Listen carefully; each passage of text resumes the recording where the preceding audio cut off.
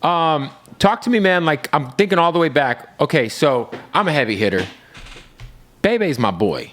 Right. That's my brother. I love Bebe. Right. I know you guys had a falling out, and he's doing his thing in Dallas. What's crazy is I've always had a big amount of love for him. Like, so that's one thing. Well, I mean, because so for people who don't know, like, Bebe is a legendary DJ. He's from Shreveport. He's been fucking killing it in Dallas on the radio forever. He's a heavy hitter. Yeah. Since before I was even in the game. He's been trying to get me to go down to the South too when it's crawfish season for fucking ever, and I just he fuck with them crawfish. So you started working with Bebe as a kid, right? I started working with 3 Feet as a kid. Okay. And so that's his right hand man. Okay, so what ended up happening? Because I saw a little bit of what you said on Vlad.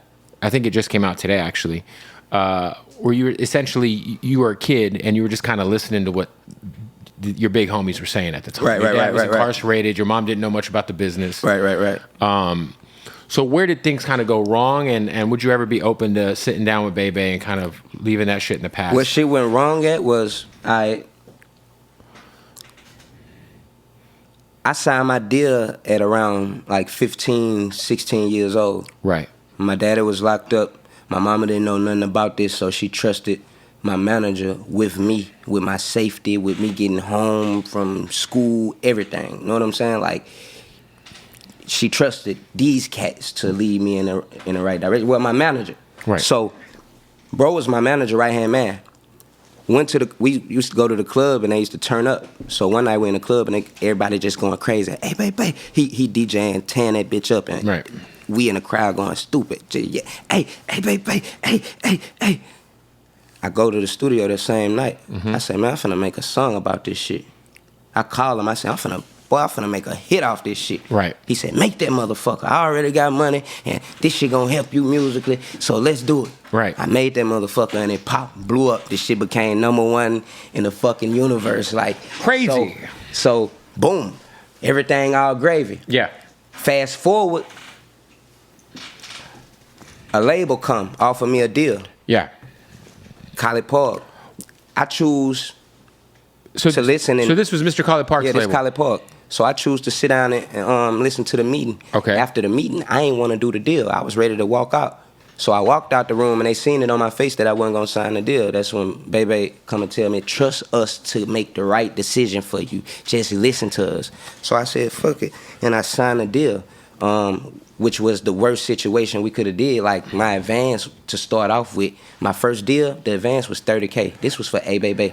Now this was to signing to College Park. No, College Park took me to J Records. They gave me this is where I got my first advance from. Okay. College Park just connected the situation. Got it. And got a percentage. So your first, you signed to J at the time. J Records had like Alicia Keys and Mario, right, all that shit. Right. So I end up doing the deal. I get into it with the record label. When I fall out with the label, I hit bro up and I tell him, hey, this shit ain't going right. I need you to reach out and I need to try to fix this shit and see what I need to do to get this shit fixed and resolved. We having problems. We going back and forth. We ain't agreeing on shit.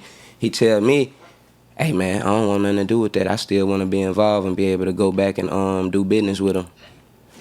Bro, I'm in this situation because you told me trust me to make the best decision for you. Now the shit fucked up, you telling me you ain't gonna help. So that was strike one. Boom. You fast forward some more and I catch my case. When I catch my case and I burn out, and I hit him up and I tell him, I need you to make this move, make this call for me so I could put this play together and I could take care of all this shit I got. What year was this? This was, man, don't make me lie about the year. Google what year I got arrested. Okay. It was right when I burned it out, like 4 years ago. Yeah, so this was recently. Yeah. So when I burn out, I call him and I tell him, hey, call such and tell him I'm trying to do this. Because at this point, I got a bunch of fucking fees and I need to keep running this bag up. Bro tell me I ain't fucking with the music. I ain't fucking with none of this shit. I ain't fucking with none of that. I say, bro, I'm fighting for my life right now. You telling me some shit about what you ain't fucking with, and I'm telling you I need you to make a call so I could put my own business together. Now is this Bebe or his boy? It's Bebe. Okay. After all the shit we done been through, I'm like, bro, you telling me this, and I'm fighting for my life right now, so I'm good on you, homie. I'm good. I'm straight. And we ain't talked since then. Damn. So that was like 4 years ago. Yeah. That's crazy, man. I mean, how you feel about that? I mean, I feel you. I think, especially if we ain't had no situations as to where you feel no type of way about it. How many years? Everything is all good. So what I'm thinking is, okay, because you had, at what year did you stop kind of officially working with them, or were you always kind of still? We was always still doing shit here and there. Okay. You know what I'm saying? Even at that point when I hit him about that, we had just had a meeting probably a month ago. Where I was sitting him and his right hand man down to try to help them get on the same page, and then maybe some out of the good will come forth from all of us. We all see some good from the meeting. Damn. But that's what it is. So well, hopefully I gotta keep it G. Like if I'm down and I'm fucked up and I'm telling you, hey, boo, I need you to do that, and it ain't nothing that's gonna hurt you or take from you, and you refuse. Yeah, it's I mean, like I'm in the desert and I'm telling you, hey, bring me a glass of water. And you refuse to bring me that glass of water, I ain't never gonna forget how fucking hot it was in that desert. Cause now I'm in the AC. Right. Now I don't need a nigga for shit. Right. So it's like. So are you independent, or what is your current label situation? I'm independent, but I fuck with the Lights Global, like good folks. Shout to Dooney and them guys. Yeah. So we got a situation we working.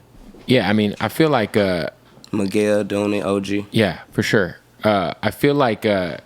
You've had I mean, ever since obviously you were found not guilty of your situation, you got out. I just feel like you've been grinding, bro. Fucking right. Working. They took so much from me. I had to hit the ground and get that shit back. Yeah. Yeah, I had to get back what I lost.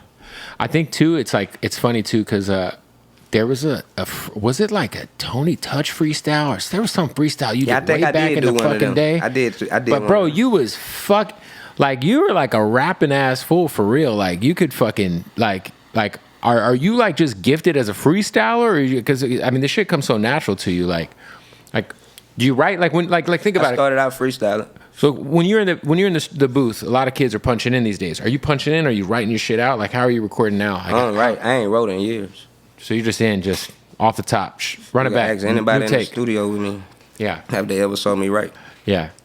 I don't even use I ain't got no phone in my hand or none of that shit. That's crazy. I hear the beat, I walk in the booth. That's wild, bro. Wait till you hear this new shit. Well, talk to me about. I saw that you had a lawsuit that you were going to be suing the city of Shreveport.